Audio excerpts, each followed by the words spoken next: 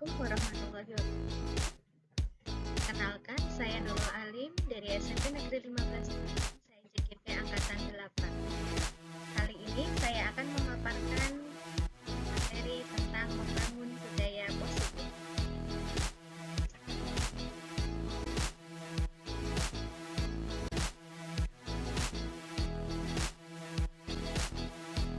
Pembahasan kali ini ada 7. Yang pertama, disiplin positif. Selanjutnya, nilai-nilai kebajikan universal, keyakinan sekolah atau kelas, motivasi perilaku manusia, kebutuhan dasar manusia, posisi kontrol biru, dan segitiga restitusi.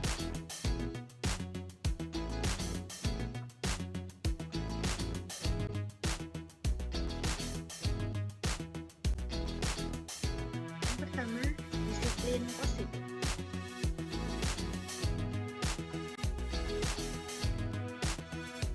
Jatiwantara menyatakan bahwa untuk mencapai kemerdekaan atau dalam konteks pendidikan kita saat ini, untuk menciptakan murid yang merdeka, syarat utamanya adalah harus ada disiplin yang kuat. Disiplin yang dimaksud adalah disiplin diri yang memiliki motivasi internal. Tujuan dari disiplin positif adalah menanamkan motivasi pada murid-murid kita, yaitu untuk menjadi orang yang mereka inginkan dan menghargai diri sendiri dengan nilai-nilai yang mereka percaya.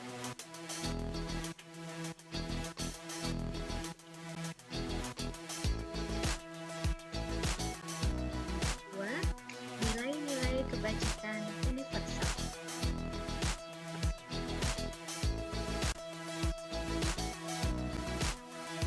Nilai-nilai kebajikan adalah sifat-sifat positif manusia yang merupakan tujuan mulia yang ingin dicapai setiap individu. Nilai-nilai kebajikan universal disepakati bersama, lepas dari suku bangsa, agama, bahasa, maupun latar belakangnya. Dengan mengaitkan nilai-nilai kebajikan yang diyakini seseorang, maka motivasi intrinsiknya akan terbangun, sehingga menggerakkan motivasi dari dalam untuk dapat mencapai tujuan mulia yang diinginkan.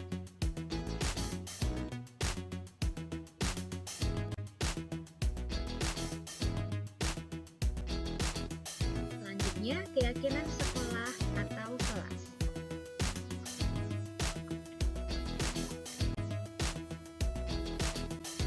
Keyakinan bersifat lebih abstrak daripada peraturan yang lebih konkret, berupa pernyataan-pernyataan universal dibuat dalam kalimat positif, simpel dan mudah dipahami, dapat diterapkan, semua warga kelas berkontribusi, dan bersedia meninjau kembali dari waktu ke waktu.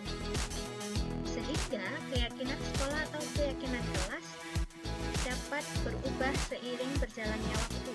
Ketika dievaluasi, ada hal-hal yang perlu diperbaiki, akan diperbaiki, dan dipilih keyakinan sekolah atau keyakinan kelas yang baru.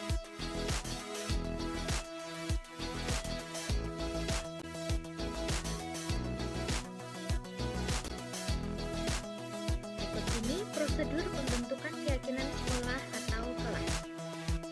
1. Mempersilakan warga sekolah atau kelas untuk bercurah pendapat tentang hal-hal yang perlu disepakati. 2. Mencatat semua masukan.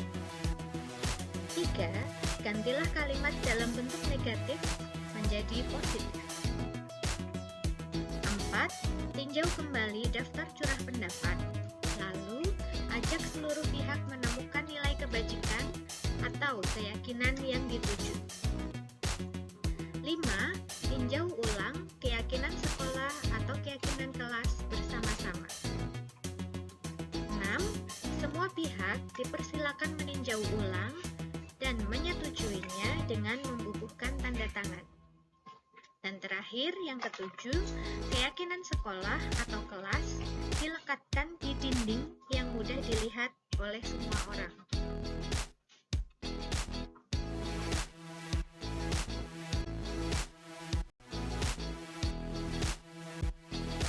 Motivasi perilaku manusia.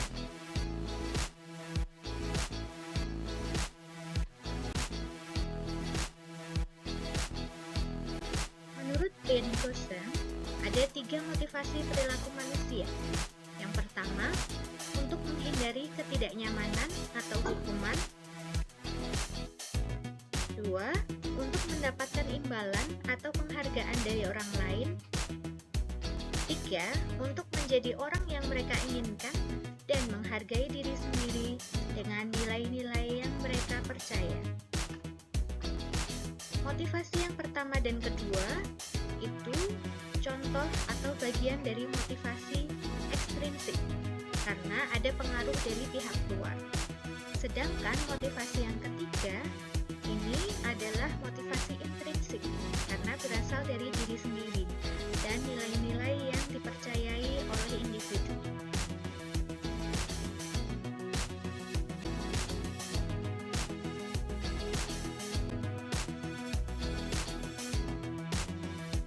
Ada beberapa jenis identitas murid-murid kita, identitas gagal dan identitas sukses. Identitas gagal itu merujuk pada hukuman. Ada beberapa ciri dari hukuman, yaitu sesuatu yang menyakitkan harus terjadi. Tidak nyaman untuk murid atau anak untuk jangka waktu panjang. Korban mendapatkan keadilan. Murid atau anak akan tersakiti. Perilaku pasif agresif meningkat. Sedangkan pada identitas sukses, yakni disiplin, meliputi dua hal, konsekuensi dan restitusi.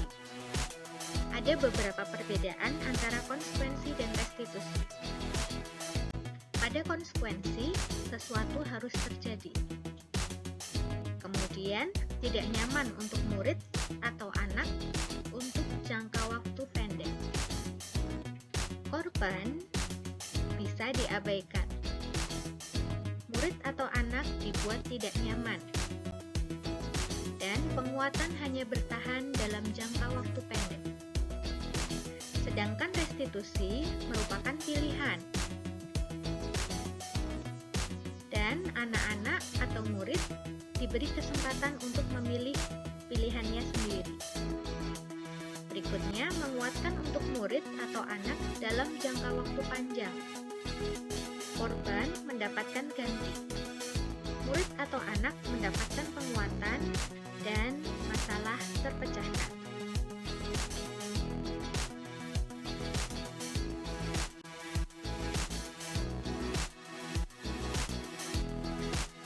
Pada hukuman, sistem tidak akan berjalan bila murid tidak takut. Pada konsekuensi, memerlukan monitoring dan supervisi terus-menerus dari guru. Dan pada restitusi, murid belajar bertanggung jawab untuk perilakunya sendiri. Kemudian, pada hukuman, berlaku hanya pada sebuah institusi, tidak berlanjut pada kehidupan nyata.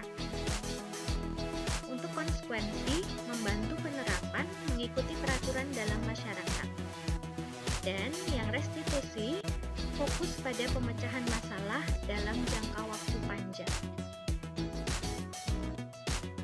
Kemudian, pada hukuman, ada kalimat yang diucapkan, peraturannya adalah ... Kamu harus ... mengikuti aturan yang ada. Pada konsekuensi, ada pertanyaan, apa peraturannya? Mampukah kamu melakukannya? Terima kasih. Sedangkan pada restitusi, kalimat yang diucapkan adalah, apa yang kamu yakini? Apa yang bisa kamu lakukan untuk memperbaiki masalah ini? Berikutnya, pada hukuman, murid atau anak akan membenci peraturan karena mendapatkan hal-hal buruk atau tidak nyaman. Ada konsekuensi, murid atau anak menghormati peraturan karena tahu konsekuensi yang akan dia dapatkan ketika tidak mengikuti aturan yang ada. Dan pada restitusi, murid atau anak menghormati dirinya dan orang lain. Kemudian untuk kalimatnya, hukuman lebih cenderung ke Kalimat negatif, contohnya, awas kalau dilakukan lagi ya, nanti awas kamu. Pada konsekuensi kalimatnya lebih netral. Lakukan apa yang saya katakan. Pada restitusi lebih positif. Kalimatnya, apakah hal ini yang sesungguhnya ingin kamu lakukan?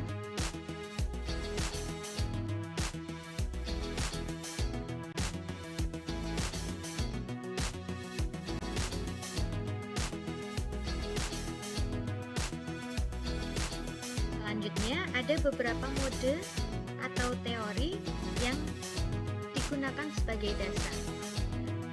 Untuk hukuman, ada mode paksaan, mendorong menyalahkan diri. Untuk konsekuensi, berdasar teori stimulus respon yang mendorong kepatuhan. Untuk restitusi mendasarkan pada teori kontrol, yakni mendorong disiplin positif. Pada mode paksaan, konsep diri murid terkesan menjadi buruk. Pada stimulus respon, konsep diri baik, teori kontrol atau restitusi, konsep dirinya kuat.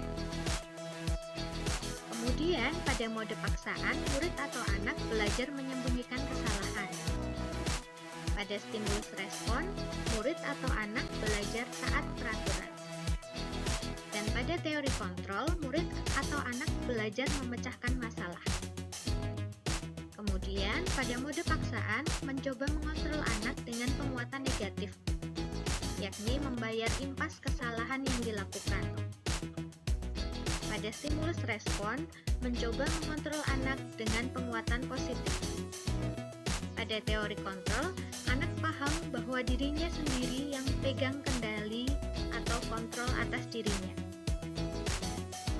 Pada mode paksaan, dampak pada murid menjadi marah, merasa bersalah, rendah diri, mengasingkan diri. Pada stimulus respon, dampaknya anak akan kehilangan hak, waktu jeda seorang diri atau time out, dan penahanan atau detention. Pada teori kontrol, murid atau anak tidak kehilangan waktu, namun bersemangat untuk memperbaiki diri. Pada mode paksaan atau hukuman, cirinya adalah tiba-tiba, tidak diharapkan, atau sangat melukai. Pada konsekuensi atau stimulus respon, cirinya sudah diketahui dan masuk akal. Pada restitusi atau teori kontrol berupa undangan untuk mengadakan restitusi.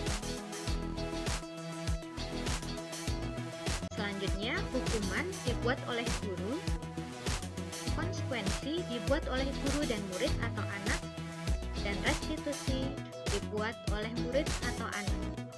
Guru hanya sebagai pendamping.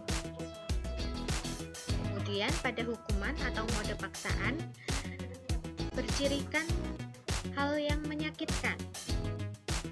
Guru menjalani konsekuensi dengan menyalahkan, mengkritik, menyindir, merendahkan. Pada konsekuensi, hal-hal yang dilakukan membantu. Guru menyatakan peraturan, melakukan peringatan, dan menerapkan konsekuensi. Pada restitusi atau teori kontrol, itu bersifat menguatkan. Guru menyebutkan keyakinan kelas, membimbing kerangka acuan berpikir restitusi murid atau anak.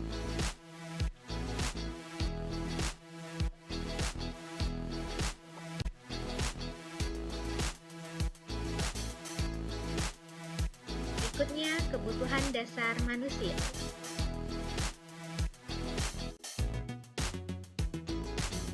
Ada 5 kebutuhan dasar yang dimiliki oleh manusia. Yang pertama, kebutuhan bertahan hidup, yakni kebutuhan yang bersifat fisiologis dan biologis untuk bertahan hidup. Misalnya kesehatan, rumah, dan makanan. 2. Kebutuhan kasih sayang dan rasa diterima. meliputi kebutuhan akan hubungan dan koneksi sosial, kebutuhan untuk memberi dan menerima kasih sayang, dan kebutuhan untuk menjadi bagian dari suatu kelompok. 3. Kebutuhan akan penguasaan. Kebutuhan ini berhubungan dengan kekuatan untuk mencapai sesuatu, menjadi kompeten, menjadi terampil, diakui atas prestasi dan keterampilan kita, didengarkan, dan memiliki rasa harga diri.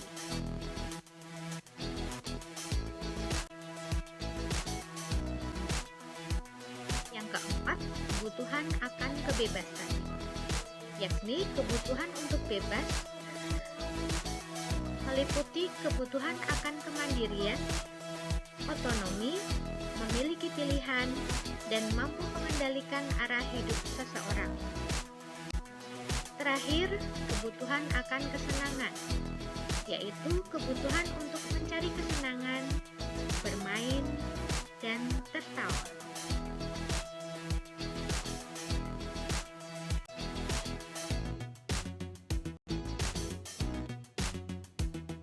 Selanjutnya, posisi kontrol guru.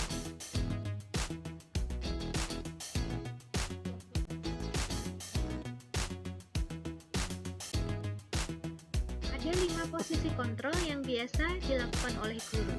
Yang pertama, sebagai penghukum, menggunakan hukuman fisik maupun verbal. 2. Sebagai pembuat rasa bersalah, menggunakan keheningan yang membuat orang lain merasa tidak nyaman, bersalah, atau rendah diri. Yang ketiga, sebagai teman. Guru pada posisi ini tidak akan menyakiti murid, namun akan tetap berupaya mengontrol murid melalui persuasi. Guru menggunakan hubungan baik dan humor untuk mempengaruhi seseorang.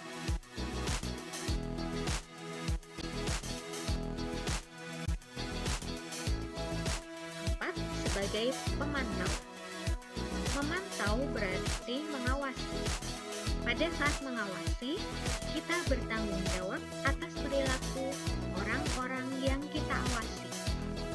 Posisi pemantau berdasarkan pada peraturan-peraturan dan konsekuensi.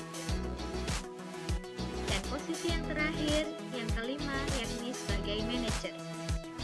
Posisi di mana guru berbuat sesuatu bersama dengan murid, mempersilakan murid mempertanggungjawabkan perilakunya, mendukung murid agar dapat menemukan solusi atas permasalahannya sendiri.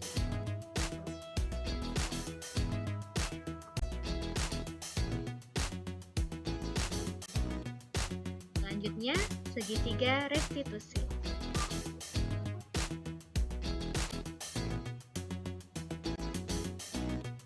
Ada 3 tahapan dalam segitiga restitusi yang digunakan oleh guru dalam posisi sebagai manajer. Yang pertama adalah menstabilkan identitas.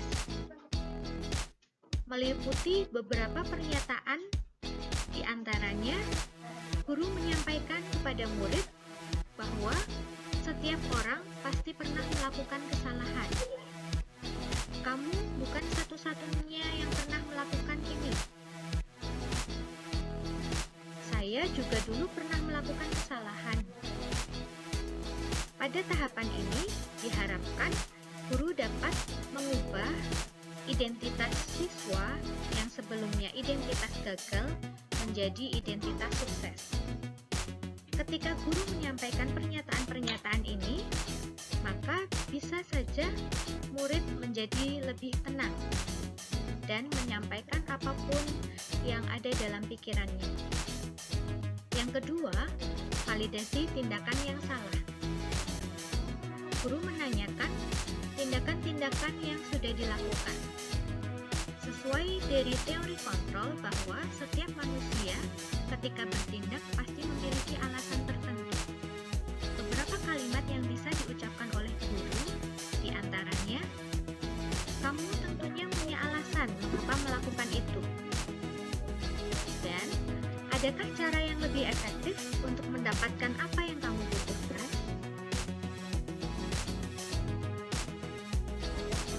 Murid akan menyadari tentang tindakannya dan juga menyampaikan alasan mengapa dia melakukan tindakan tersebut. Selanjutnya, tahap terakhir yang ketiga, yakni menanyakan keyakinan. Ada beberapa pernyataan atau pertanyaan yang disampaikan oleh guru untuk mengetahui keyakinan dan keinginan murid tersebut. Di antaranya, keyakinan kelas apa yang telah kita sepakati? Kamu ingin menjadi orang seperti apa? Dan hal ini akan mengajak murid untuk berpikir, apa saja yang bisa murid lakukan untuk memperbaiki hal-hal yang sudah dia lakukan sebelumnya.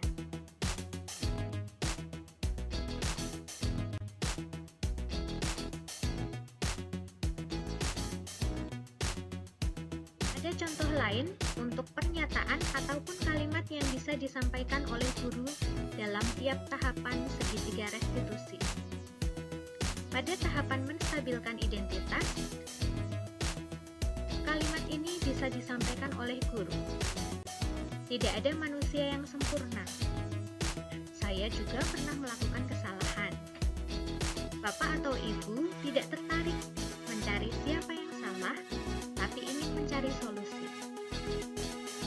Kemudian pada tahap yang kedua, validasi tindakan yang salah, kalimat yang diucapkan oleh guru diantaranya, kamu pasti punya alasan mengapa melakukan hal itu. Padahal kamu bisa melakukan yang lebih buruk dari itu ya. Kamu boleh mempertahankan sikap itu, tapi kamu harus menambahkan sikap yang baru. Kemudian yang ketiga, menanyakan keyakinan. Kalimat yang bisa disampaikan guru kepada murid diantaranya, apa nilai-nilai umum yang kita sepakati, apa yang kita percaya sebagai kelas atau keluarga, dan kamu mau jadi orang seperti apa? Dengan pertanyaan ini, guru akan mendampingi murid untuk memikirkan apa saja yang sudah dia lakukan dan apa saja alternatif solusi yang bisa dia munculkan untuk menyelesaikan permasalahan yang dialami.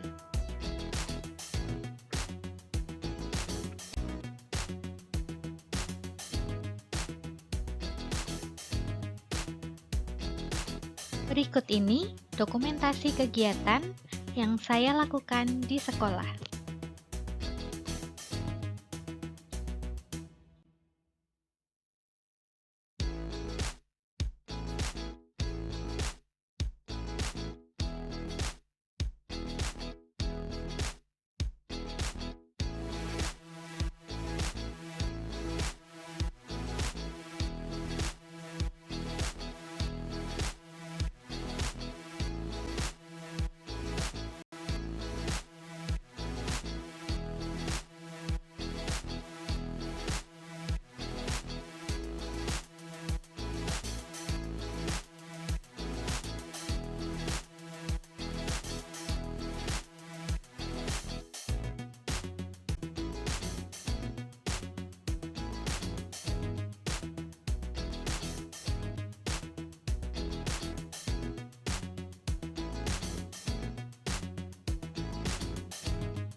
Terima kasih, semoga bermanfaat. Dari saya, wassalamualaikum warahmatullahi wabarakatuh.